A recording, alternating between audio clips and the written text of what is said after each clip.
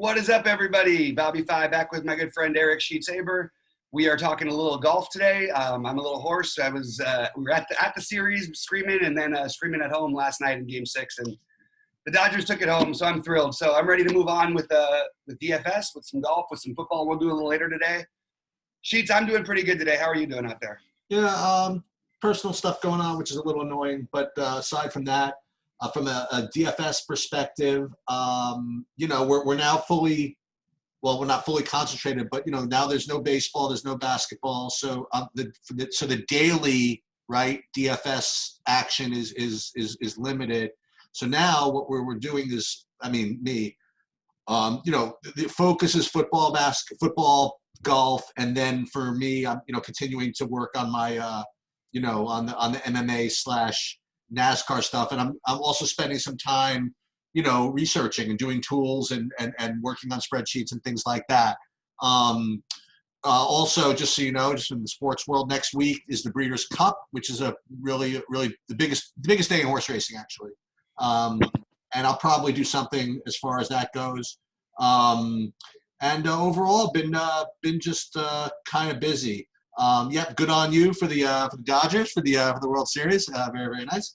And I really don't even want to get into the nonsense that happened after with the COVID. I'm just so over everything COVID related right now. I hear you. That I'm just kind of not interested, if you want to know the truth. I just want to search for COVID related things related to sports on Twitter and just delete all of it. You know what I mean? That's that. Yeah. All right, so you want to talk about golf? Because I actually did a little bit of quite a bit of work and quite a bit of planning and quite a bit. I have some thoughts on how to approach slates like this in general. And let's get into it, man. So what I'll do is I'll share my screen, and I'm going to give you my just kind of it's just like we're going to build this from scratch. I have other lineups, but I didn't want to give away what I'm doing until we get there. So this is one of those tournaments that we've seen since the restart where you don't have the top players, right? And that's when you see guys like Todd and Varner and all these guys at these what seem like inflated prices, but remember it's all relative to the rest of the field. So it's a pretty weak field in general. Second thing is it's at a shortish course, which is the course that's in Bermuda, not Bermuda grass, although it is, but in Bermuda. So first of all, with it being a weak field, there's probably going to be quite a bit of variance involved in the first place.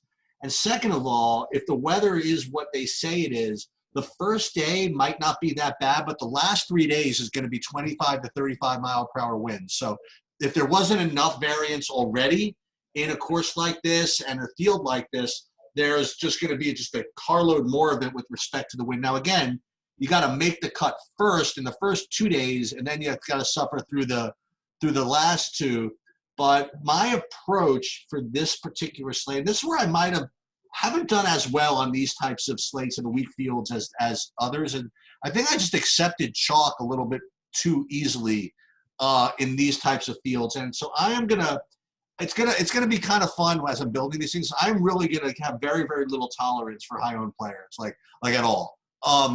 And that's just the way I'm going to approach it. And then it's funny as we go through some of these guys, you're going to see I have kind of like a fun, very Sheets-ish type stack or whatever Sheets-ish type build that I think you guys will. The guys who know me from a long time from poker will probably appreciate.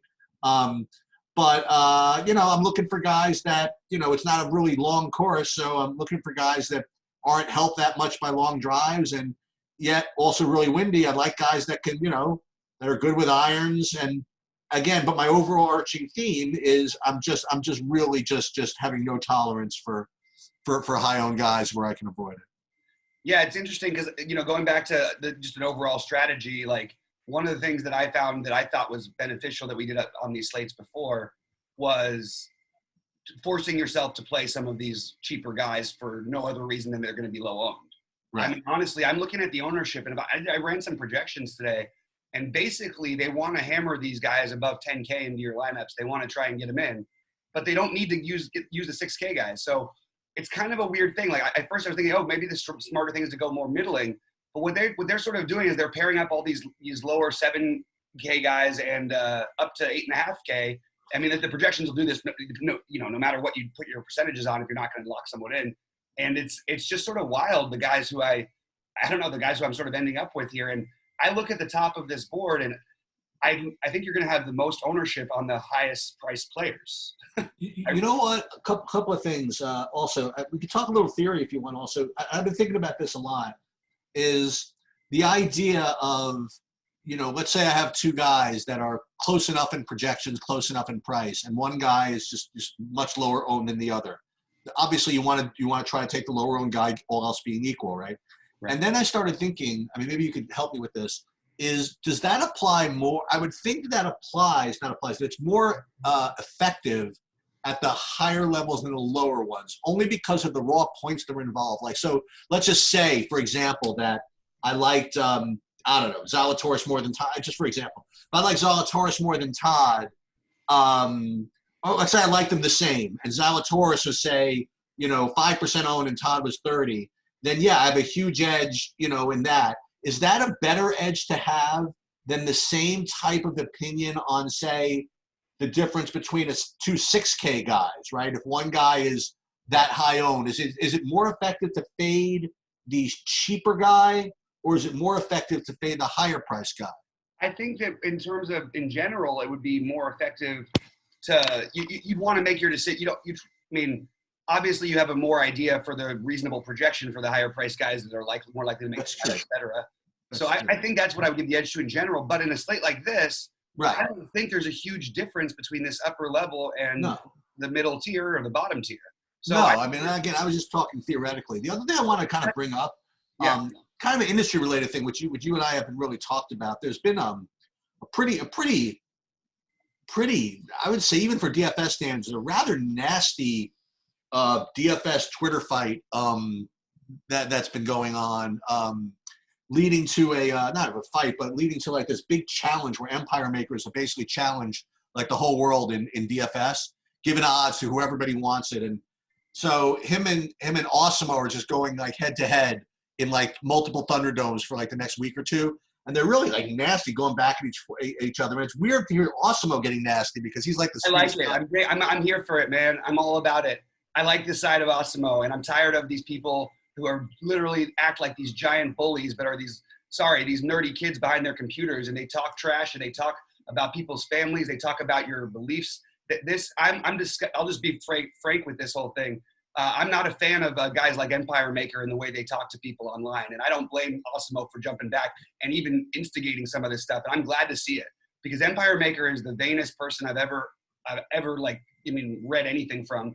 And his takes on things, if you have a belief like I do, and I obviously have to do about this election, but I'm not tweeting 100 times a day about it and insulting the other side all day long anymore. I mean, I went through a day where I probably did that early in this thing. He's been consistently doing this lately, and that's what I think really got Osimo going.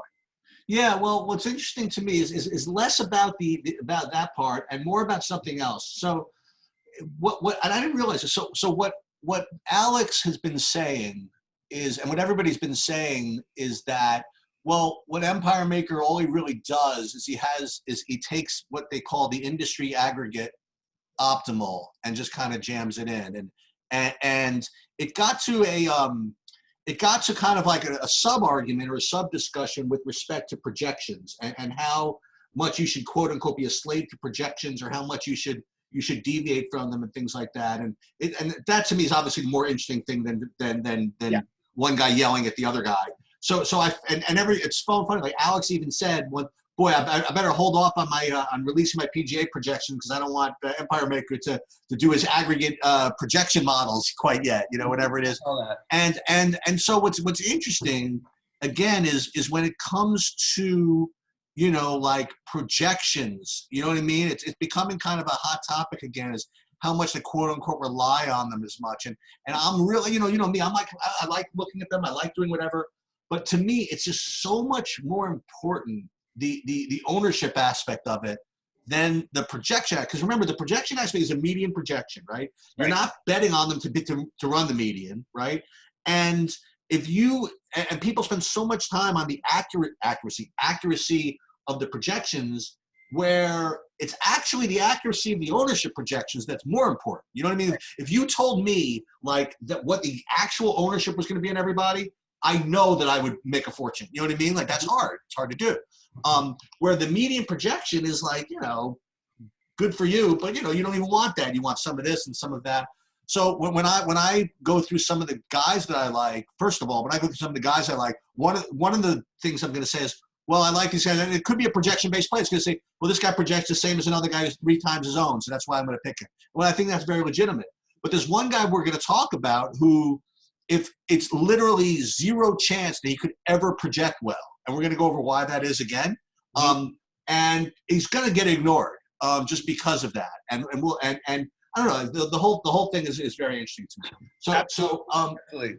So you want to do what you knew? Yeah, we'll go through them. I just want to touch what you said on about ownership and all that, and I think that's partially why and I've done well in all the sports overall. It's not like I've had a losing year with any of the major sports that I do. I mean, golf is one I've just gotten involved in, but the thing that's interesting is that when I see with basketball, I can immediately tell you roughly who's going to be where they're going to be on.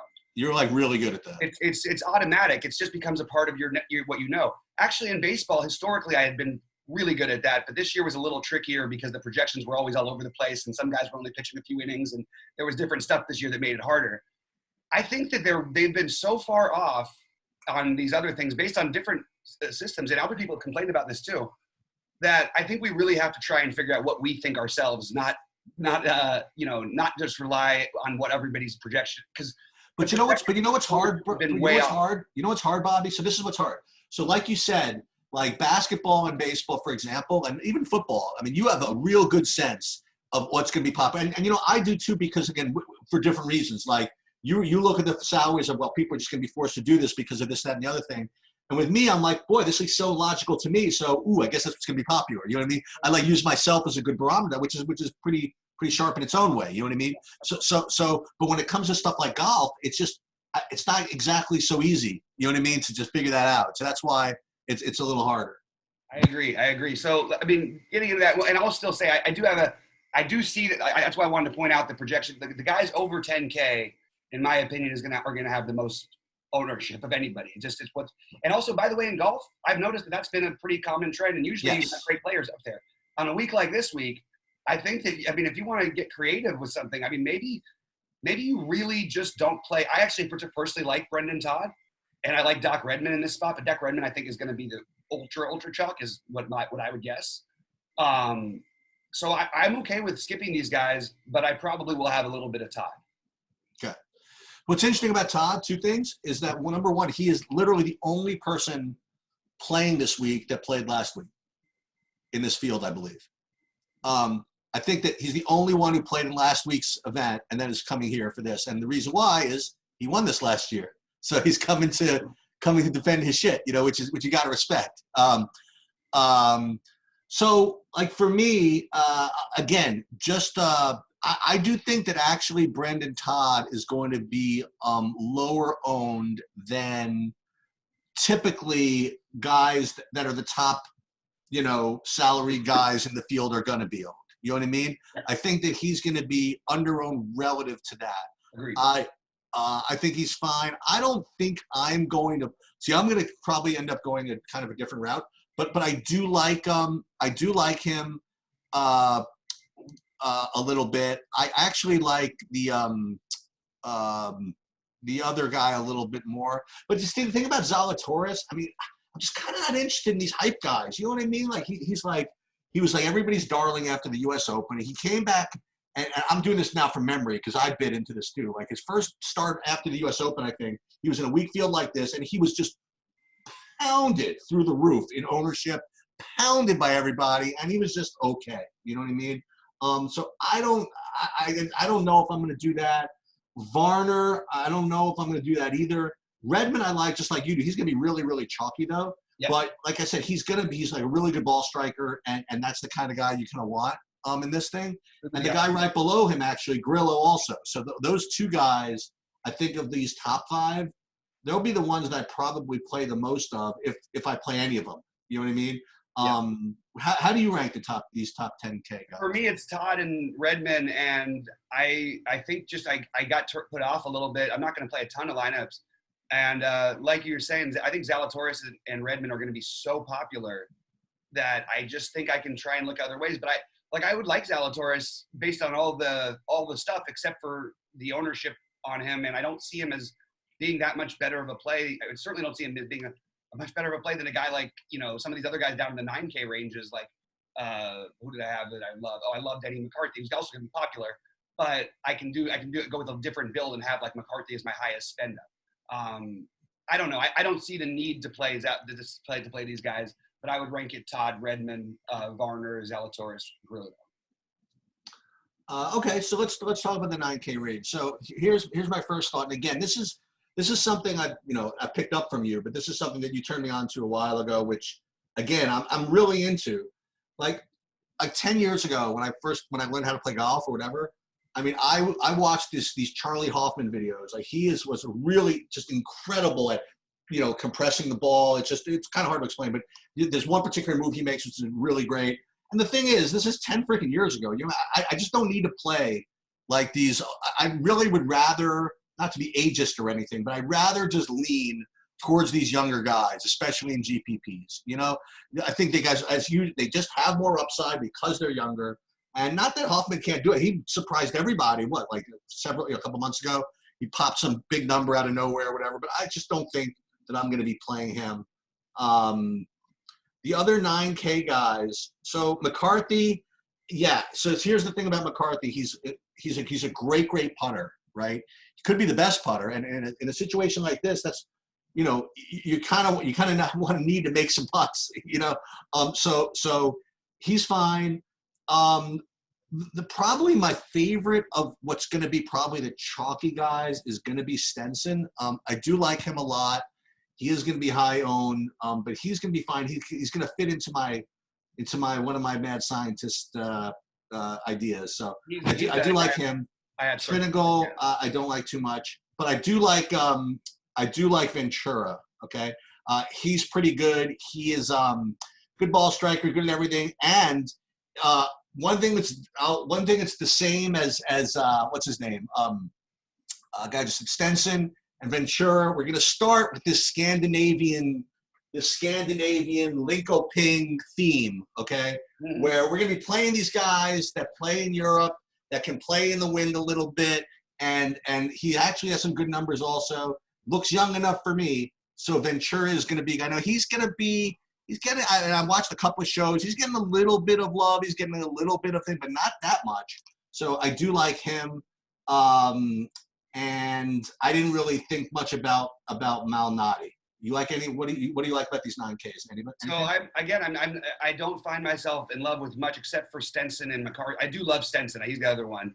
I don't think he's going to be as high owned as the other, as like McCarthy and Zalatoris and Redmond. I just think that he's somehow getting overlooked just because he hasn't played as much. He's a guy who I feel like actually I had sort of circled as, wow, usually in this spot, like compared to these golfers, you would have Stenson as like the mega chalk, but I don't see that as being how it plays out because of the love and the people hyping up, especially McCarthy. But I've heard a lot of Tringale love as well. Just preferred play. Oh, and Ventura, obviously, like you mentioned. Preferred plays would be McCarthy, Stenson, Ventura for me. I think Malnati's going to be reasonably owned too. I don't think I'm going to play anybody else in this range as of right now. I don't mind them, but I sort of feel blah about it. And I think this is where you're going to see your second highest chalk situation. So I mostly am sticking with Stenson and McCarthy in this range with some Ventura. Okay. So in the 8K range, so Heinrich Norlander. All right, coming from Sweden, we like him anyway. Now he's again going to be popular. Okay, I presume. Yeah. Definitely double digits, but I definitely like him. So we'll get to another guy in a second. This guy is going to be really popular too. He's going to be picking up a lot of love, and this is one that I'm going to. It's interesting because all the stats and everything just kind of really favor this guy. Like Justin Suh is like a premier ball striker. He's a young guy who is kind of came up in the same class as all these other studs like Colin Morikawa and all these guys. He's been the one guy who hasn't quite gotten there yet. So he's going to be kind of popular, whatever it is. But so Mad Scientist play number one is I want to talk about Rasmus Højgaard. Okay. So first, number one, okay, Scandinavia. All right. So this guy, like, he's really, really young, and he was tearing up like some kind of the minor tours like a few months ago or whatever it is. So he had like a second, a sixth, a third, a first in August, just murdering it. And then he just comes up, and then he plays the U.S. Open. What chance do you have there, you know? And then he has a cut over here. So from a projection perspective, how are people going to project this dude? You know what I mean? Like they probably don't even, they barely have numbers probably on these stupid events over here. But from what I hear, the guy's really, really good. And my first look at during the week was before the week says, okay, this is going to be one of those popular young guys everybody's going to play. But they priced him so high. They priced him like 8,800. And I mean, if you look at, I think Rotograph, one of their projection systems, they have him projected at like 20 points or something like that, or something just nuts, because they just didn't really know how to project guys like this. But I'm in, man. I am going to try it. You basically have the ceiling as making the cut. What's that? Exactly. So, That's right. Beautiful. I love your call on this. Keep going. Wonderful. So he fits the Scandinavian stack. Okay, young guy with nothing but upside. 8,800. You got to be a freaking psycho. Right between the two, probably two of the most popular 5 players on the slate. Like right between Norlander and Sue there. So I am going to take a shot. I'm going to be playing. So those are my 3 guys in this 8K range. I am not actually. So the next guys in the range, I wasn't going to get to any of this other stuff, but these last 2 guys in the range, Adam Shank and Pat Perez. So I'm going to be very, not prejudiced, whatever it is, but Shank is going to be everybody's, I don't want to say darling, but Shank is the perfect guy to play, right? He never misses a cut. He makes every freaking cut. He's 8,100. People have seen him in the tough fields. Totally chill, totally cool. I'll definitely have part of him.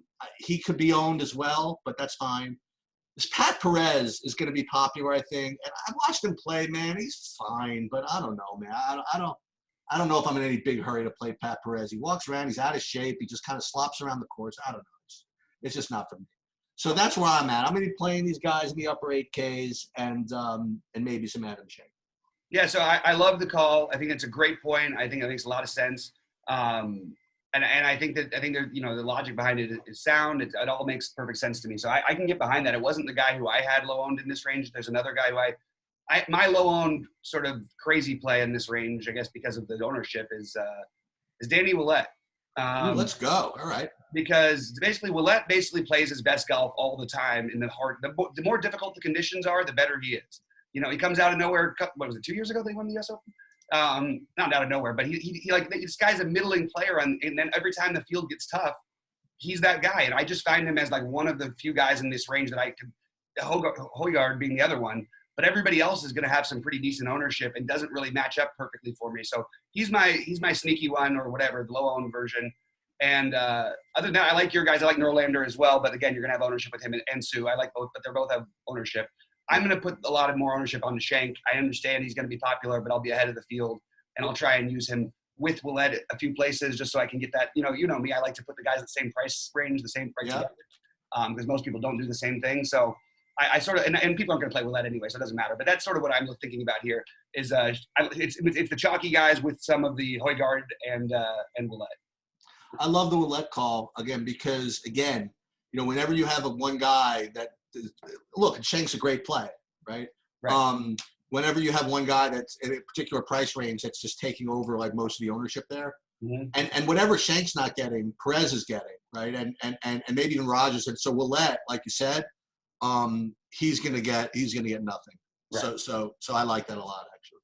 Yeah, and if you look at even like projections of win probability, top 5s, top 10s, and these are different on different sites that actually offer them, but he actually rates out pretty good compared to the rest of these guys, especially factoring in the ownership. So that's my final thing on him. 7Ks? Okay, so 7Ks there's a lot of dudes here. Yep. So I'll just go through it. So Patrick Rogers is one of my guys. I don't know what kind of ownership he's going to get, but I like him. I don't like Stuart Singh. This guy is probably going to get overowned at the end of the day, Wesley Bryan. He just literally is on everybody's favorite playlist, and I don't know, man. Sure, he's fine, but Scott Stallings is, to me, just as good as Bryan in the same range. But I don't know if Stallings is going to go particularly overlooked either. But those guys are fine. I'm not playing Patrick Harrington. The other guy that I'm looking at here, two other guys in this range go down a little bit, is Sepp Straka. And again, he's not Scandinavian, but again, he's a European who's used to playing in the wind a little bit. So I would definitely maybe consider him as someone I would play. I'm not playing Vegas. And another guy that kind of like from Europe that I would play from the 7Ks is Tom Lewis. I got to do a little more work on him, but he's another guy that at least was in my initial looks as guys to play. And I just didn't get to any of these others. Just not enough hours in the day. The one guy I will say, actually two guys all the way at the bottom of this range, is Doug Gim. He actually rates as a decent ball striker, and he just from a couple of models I looked at, just seems just kind of underpriced relative to his skill set. That's the best I can describe it. So Doug Gim and Kyle Stanley. So if you want to go all the way down to these dudes, Gim and Stanley would be my other two guys in this range. Wow, it's a lot of guys, huh, in the 7Ks? It's interesting. There's a lot of guys, but it basically what's going to happen, I think, and I'm not 100% sure on this one, but I think the ownership flocks almost all to Bryan and Stallings, Straka, and then at the bottom, Duffner and Kyle Stanley. I think those are going to be the guys who are going to be owned in this range. I don't think maybe McCumber will have some ownership, but I'm okay with just going completely different directions. I think Johnny Vegas is kind of interesting. Okay. Because he's, another one of these guys who, is used to playing in wind at least, South Africa, all that stuff. Like a little more of a guy who I like as a driver and on long courses, but just a guy at 7,500 that makes a little bit of sense to me. Will have a lot less ownership than the other guys. I don't mind if you want to play, as a pivot off of some of, the other chalky guys I mentioned. I think Bryce Garnett is interesting. I think that Troy Merritt is interesting. And part of this is personal bias. And then I was thinking about Homa, but I think that, again, he's going to be the other one who's going to have some of the ownership. So if you want to get away from that, he'd go. If I had to just pick the guys who I expect to do the best from this range, it would be Bryan, Straka, and Kyle Stanley, along with Duffner. But I think, again, that's where a lot of the ownership's going to be, in my opinion. All right. So want to have some fun with your 6Ks? Let's do it. All right. So I'm just going to tell you my I don't even know which one of these guys is going to be on. Maybe you could help me. So I have 5 main guys under 7K. All right. Number one is Bo Hostler. Okay. Number 2 is Keith Mitchell. Number 3 is Andrew Putnam. Number 4 is Bronson Burgoon. And number 5 is Will Gordon. Those are my 5 under 7K. Of those guys I mentioned, it looks as though maybe Hostler would be, and maybe Hostler and Gordon would be the ones that would be getting at least something as far as ownership goes. I haven't seen a shred for Keith Mitchell. I haven't seen a shred for Andrew Putnam, and I have seen less than a shred for Bronson Burgoon. Yeah, we have some different guys and some of the same. I really like the Keith Mitchell one. I really like Will Gordon. I understand that he's going to have the more ownership in this range. That's fine by me. It's not going to be that high still. I don't think it's going to be it's not going to be above 12%. I don't think. Maybe 15. Oh, no way. That'd be shocking to me a little bit. Yeah. I like Chase Seifert. I think he's good one. I like that. And he's one of my guys out down here I've got prioritized along with Mitchell, Gordon, and Hank LaBoida. Might get a little bit of ownership, but he's another one I'm into. And then I didn't have Hostler on there, but I will say I don't think he's going to be high owned. So I like that. I can get behind it. The one guy who I've heard a few people talk about, Chris Baker, down at 6.5. I still don't think he'll get much ownership. So I'm sort of mixing these guys in like you with the higher priority on Gordon, Mitchell, and Seifert. You hear anything now? A couple of guys have brought up this guy Gligic to me. I didn't really get to him, but it's so funny. Like two guys that I really like respect in the industry, like threw him out there, and I don't know if he's going to get owned or whatever. He doesn't. The projection systems don't like him too much, but I guess I got to look at you. Did you look at him? Do you know anything about him? I saw that his name was brought up by a couple of guys. I don't think it's the same guys that you're talking about, but I didn't have him as one of my guys this time. I would like a guy who at one point made a top 10 at some point in his life. Okay. And I don't know. I sort of like the other guys enough to where I didn't need to do it. But maybe he is. Maybe I should dig a little further on him. I mean, I'll sprinkle him just in case. I mean, yeah. Putnam, I can get behind as well. Even though I didn't have him on my initial list, you mentioned him earlier. I like him a little bit. None of this garbage down here, right? Like, it's once you get to the very bottom, it's hard for me to make a justification of playing these guys. Okay. The closest I would feel about the really bottom would be, I think the lowest. Yeah, I think the lowest I would go would be, and I don't even want to play Ricky Barnes, but he would be probably the lowest I would go. I guess Gligic you could consider, but mostly for me, I think you get enough differentiation with these other guys, with Seifert, with Garnett, who's a little bit higher, with Will Gordon. Like you did mention Burgoon and Hostler, who I think are interesting as well, even though I didn't initially have them. There's a lot of ways you can get really different, and I don't think there's a huge talent drop off between any of these guys. So I'm kind of open to all of it. And the one other guy who just might be, he's always done, like, he's just sort of always around, and he sort of he's had a pretty decent, for the most part, season with a few bad weeks lately, and probably would have been high owned here if it was a month and a half ago or so. And that's Von Taylor. Oh wait, you've got him up there. Yeah. Yeah, Von Taylor was. That's just, I didn't even notice that. I was looking at my notes. But he's the other one I would consider. I think he's actually a much better play than. Let's put it this way. I think he's a safer play maybe than some of the other guys I mentioned to make a cut or something like that. I know. And what's kind of cool about it is that that's in the face of missing like every cut. I know, and then he did have a good start right after the thing. He had yes, he didn't much. I was looking at his old February numbers anyway too, because before the break he was making a lot more cuts, but he hasn't done anything in forever.